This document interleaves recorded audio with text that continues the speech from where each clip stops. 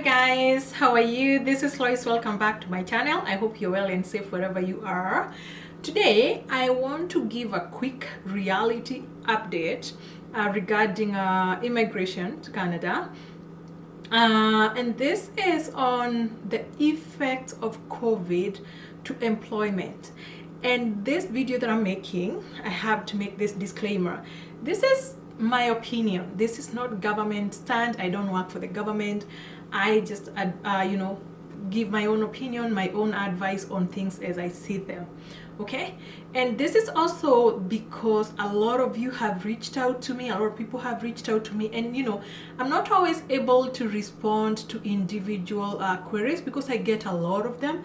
But that's how at times I get some content that I can make such a video for you because it's been asked by so many people. What are my chances of getting that job in Canada? That is one question, because we can all see what's happening in the world today. We can see what's happening where you are, or what's happening here in Canada, the travel restrictions, the border closing, everything. What is the effect of all that on you getting a job here in Canada? Okay, so have you subscribed, my friend? If you haven't, may I please ask you to subscribe? May I also ask you to like this video? Please like it, share it if you find it useful. I do a lot of these videos either here on Milella Immigration Services channel. And did you know that I have a new channel, the Canadian Lifestyles for New Immigrants? And I just released a video about a one-bedroom apartment. If you want to see how life is in a one-bedroom apartment, please go onto that channel and watch that video. I will be attaching a link at the description part of this video. Okay?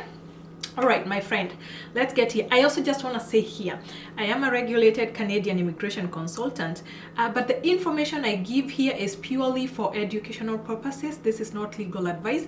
If you need legal advice, please head onto our website and see the services we offer, and even maybe book a consultation there. That is www.milellaimmigrationservices.ca. Okay, out of the way. You want that job. From time to time, people will be looking for jobs in Canada, whether they are in Canada or outside Canada. And I just want to note there, the obvious. I'm just going to repeat the obvious, that, to work in Canada, you need to be authorized. Either you have a work permit, or you're an international student, or you are a Canadian permanent resident or a Canadian citizen. Okay? We know that. But, some of you who are listening to me today, they could have looked for a job in Canada while you're still abroad for one reason or another. And I'm going to give you 3 scenarios here. See whether you fall under any of the categories, and let us see what we can do. What are the effects today? What does it look like according to my opinion, what I'm seeing? And maybe things that I would advise you to do to counter these challenges that we are facing today. Okay, all right. So category 1 of people who look for jobs in Canada, so it would be either you are in Canada on a temporary resident or whatever basis, and you're looking for a job so that you can change your status. Maybe you're here visiting and you want to be able to get a job, you want to bag that job and get a transition into a work permit. That's number 1. Category 2 or B, you are abroad, you love what you're doing, you love your life, you would be interested kinda to immigrate to Canada, but you've always said, you know what, I'm not leaving for a country if I don't have a job offer in my bag. And believe you me, there's so many people who tell me that they have to get a job before they can decide to immigrate. And I've addressed that issue in various videos in the past, so you may want to look at those. I might attach some of them at the description part of this video, simply because there are challenges with that second scenario there. Anyway, number 3, you are abroad and you have an express entry profile. See, you've already gone one step ahead. You are actually interested, like really, really interested. So you have an express entry profile and your points are not so promising, but you know for a fact that if you get a job offer, you could be able to boost your points in the express entry. So these are the three categories of people that I want us to address today. Okay, so what are we looking at? Since COVID started last year, March, lots of Canadians have lost jobs, and I'm sure it's the case wherever you are. You know, I don't think this was a unique case to Canada. It is the same. I've talked to a lot of people from all over the world. I talk to people from all over, and they're telling me the same. So I'm sure, you know, if you're in Kenya, if you're in India, if you're in China, Europe, wherever you are, people have lost jobs, and maybe even you've lost that job. So it's the case everywhere. So in Canada, nobody was actually spared. You know, citizens, permanent residents, international students, and temporary workers were all, you know, they were all in the same boat. They were losing jobs. You know, businesses were closing. Everybody, you know, a big percentage of people. So lots of small businesses went out of work, and you know, these are huge employers. Okay, some other workers have not yet been recalled back to work up to date, and some others maybe just got recalled in the last 2 months. And even when they were recalled, maybe they were not recalled on a full-time basis. Okay, other businesses, they had to literally just close their doors completely. Okay, so they sent a lot of workers home, and you know, I thank God for this country, because you know, the government was able to save a lot of people through subsidies like EI, that is employment insurance, through CERB, or even, you know, small business loans and grants, and they were able to save a lot of people who were about to lose their livelihoods and their homes. Okay, so with now the second wave, so last year it was bad all through. Okay, with the second wave has come with tighter restrictions all across Canada. You know, there was hope COVID is going to be behind us at some point end of last year, but you know, I feel like we are still where we were last year, if not worse. And you know, new restrictions have come up. We are under lockdowns. Various provinces now have various levels of lockdowns. Here in Calgary, you know, they just opened up restaurants to even more limited capacities. The same thing with Ontario. You know, the Maritimes provinces, they kind of put themselves in a bubble. So you find that there are various restrictions in various, and they are serious and tough restrictions. Okay, so you find that especially since this January, this has gradually brought about unemployment to an all-time high, you know, and right now in, I think, which month? In January, there was about 213,000 job losses, just 1 month. 213,000 job losses all across Canada. That was different because December had seen about 50,000 job losses. What does that tell you? People are losing jobs by the day. Yes? So you find that right now unemployment is sitting at an all-time high of 9.4%. There is some time last year, I think August, when it was at 10.2, but then you can see what's the difference. We are just a few points lower, and I don't know what's going to happen. I'm not here as a you know, to spell doom. I'm also here, I'm not here to rain on your parade or discourage you. I'm just here to give you things that I'm seeing on a daily basis. I'm on the ground. So jobs were highest lost in Ontario, in Quebec, in Alberta, Manitoba, Nova Scotia, and PEI. That doesn't mean that other provinces like Saskatchewan and you know, all the other provinces, BC, doesn't mean they were not affected. They were still affected, but maybe just not to the same magnitude as the provinces that I just mentioned there. Okay. The highest hit industries were the hospitality industries. You see places, recreational centers, accommodation, you know, hotels, everything to do with hospitality and service delivery. Those ones were highest hit. Okay, jobs that were still maintained, essential service jobs were still maintained, but you see that even in essential services, you find that a lot of people, especially in healthcare, usually have like two part-time jobs so that they can work their schedule. So they were restricted that they could only work in one facility. So even them ended up losing one job. So they had to keep one job. A lot of people had to choose, which job do I keep? Which job has the best, benefits? Which job do I like most than the other? Which job gives me more hours? So they had to choose, and therefore they lost their second jobs. Okay. So what, I know you're sitting there and you're asking, so what do these job losses mean to me? You as a foreign national. Okay, I'm talking to foreign nationals. I'm not even addressing Canadian residents who've lost jobs. I'm just addressing foreign nationals who want to get jobs for the 3 reasons that I spoke about. Okay, what does that look like for you? I have said time and again that it's usually hard to get a job in Canada. And when I say hard, those videos that I made were pre-COVID, in ideal situations. But even in ideal situations, it was hard to get a job in Canada.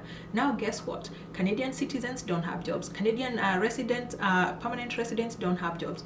A lot of international students, I can't tell you how many people have called me and said, you know what? I was laid off in COVID. I still haven't had the opportunity to get another job. And even the government knows that. How do I know the government knows that? The government has been extending. They had that public policy that came that is giving these temporary workers and foreign students enough time, more time, extra time for their postgraduate work permits so that they can find work, because majority of them, they lost work. So if in ideal situations it was hard to get a job, it's going to be harder for you now being abroad to get a job in Canada. Why is that going to be harder? There is a legit reason why it's going to be hard. There is an obligation, a government obligation to employers. So employers are always obligated. First, they must issue jobs to Canadian citizens and Canadian permanent residents before they can give jobs to foreign nationals. Okay, now that coupled with all the travel restrictions, you can't even come to Canada unless you're providing essential services. What are your chances of getting a job? Because the first jobs must first go to people who are in Canada, and not just anybody. It's permanent residents and citizens who are going to get the first dibs on the available jobs. Okay, so just saying. Okay. Just saying, how can you counter this? How will you be able to counter this? I have a few things that maybe you can follow. Number one, there is a lot of opportunities in essential services. We've seen throughout that only essential service providers are coming. They are exempt. People from the United States, truckers, only essential service, healthcare people, those are the only ones who are, the workers who are allowed into Canada. So there's lots of those opportunities. So I think it's high time you take advantage. If you fall in those categories, please take advantage. It's always good to ride the present opportunities. There's always a positive thing about everything. So even if it's bad for other people, if it's working for you, take that advantage. It's there for a reason. There are people who are benefiting with this COVID. It came, to save some people. As much as it came to kill a lot of work, it's still saving some. So if there's that opportunity, please take it. Take it, my friend. Number two, maybe it's also time that you want to consider studying as an option to come to Canada. Okay? I know there's that issue of getting study permits, but my friend, what are you gonna lose? What are you losing? If you denied a study permit, you tried anyway, so please try it. Okay? Number three, if getting a job is hard, just as I said, maybe it's time you start focusing on immigrating. And I talked about this in that video that I said the truth about getting a job in Canada. I did that job pre-COVID, okay? Maybe now it's high time you concentrate, on immigration options. Okay, there are so many immigration options. Maybe focus on those instead of just sending your resumes, blindly, just sending and applying for jobs and you don't have a work permit. Instead of doing that, maybe you focus on a program like the Rural Northern Immigration Pilot. And I also have even that Rural Northern Immigration Pilot, it's got its own challenges right now. Good thing that I saw, I think 2 people now have come to Canada through that program. But you're still going to see that it's still challenged because the biggest hook for that program is you getting that job. It's true there are jobs which are meant for that program, but you're still challenged by what? Competition. So the jobs which are available, they've become highly competitive, okay, through the Rural Northern Immigration Pilot. We know it's already a limited program because these are rural communities. They have very limited opportunities. You find that a community maybe only has 100 jobs, okay? So if they only have 100 jobs in a year to offer, and now almost everybody is trying to scamper for the same job, people who are in Canada and people who are outside, what are your chances, my friend? I'm not discouraging you, I'm just giving you the reality, okay? All right. Number 4, and this goes to those people who are in the express entry. You want to get that job offer so bad. I know you want it, but maybe it's time for you now to focus on other areas of you raising that CRS score. Okay? I know I've put on that serious face. At times I get so serious. Anyway, so you may want to focus on other areas of increasing your CRS score. Look, you have 1 year in the express entry pool, okay? That is before it expires. You can always renew it, okay? But you may spend a whole year, 1 full year, trying to bag a job to get an extra 50 points. My friend, is it worth it? And that job maybe is still elusive. Is it worth it? Maybe now is the time. You can give yourself 1 year. You can say, you know what? You can come up with a new strategy. It's time to re-strategize. Look at, adding a credential. If you need that extra diploma, add a credential. Take this 1 year and say, you know what? I'm going to take up an extra credential because extra education is going to give me extra points. Guess what? Maybe this is the time you can take to learn French. And I know people don't want to learn a second language, but if you're determined, I believe you can do it. Okay? Maybe this is the time because guess what? If you're bilingual today, that is a smoking gun to immigration today. They just recently added points for French speakers. That is for bilingual speakers. So you find that it may take you a year. Consider taking up a tutor, fasten that process. And it may take you 6 months to 1 year to learn that language. I know your birthday could come and you lose 5 points, but guess what? The points you will earn by maybe getting an intermediate level French are going to outweigh the points you will lose because of age. Okay, the points you will get by getting that extra credential, they're going to outweigh the points you will lose by that age. Okay, so that's what I am saying. Look for other ways to increase your points. Don't just peg that, because I know people are like, oh yeah, I'm looking for a job. Fine, continue looking for a job, my friend, but also consider other options. Number 6, which is final. If you are so determined on getting that job, then I need to let you know, you need to get smarter. Okay?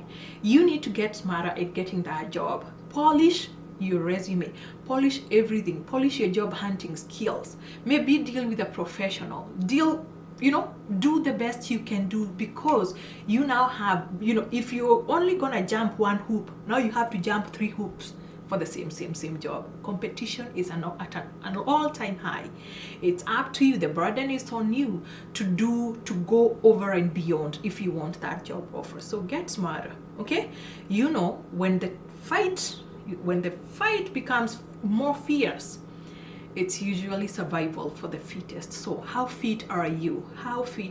Because that is what is going to take you the extra mile. Okay? So anyway, I said I'm not here to discourage anybody. I'm not here, I'm just here to give you a perspective. That was my opinion. Okay, people? So have you subscribed? If you haven't, please please do subscribe, like this video, share this video, and I will see you at my next video. Please take care. Bye.